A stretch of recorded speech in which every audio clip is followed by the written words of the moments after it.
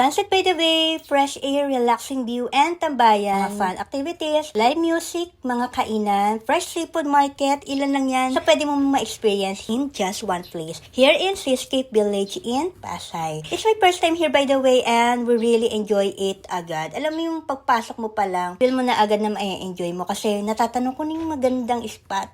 I love how nice the place is. And sakto pa yung oras ng dating namin kasi naabutan pa namin yung sunset. Ang ganda ng sunset dito. Sarap dito mambay sa area na to. This is one of my favorite spot here in Seascape. Alam mo yung nakaka-relax. Sarap ng hangin, ang ganda ng view.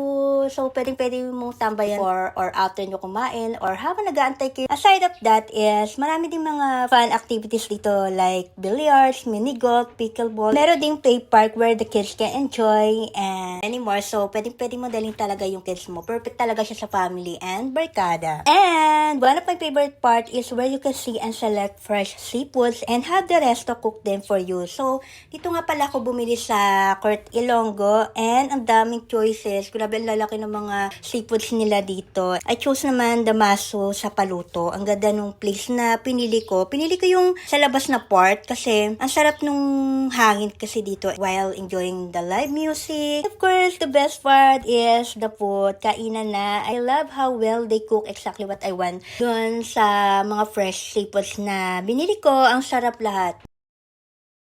So yeah, if you are looking for a nice place to hang out with good food, good view, and a fun place that's perfect for a date with family or friends, visit na kayo sa Seascape Village.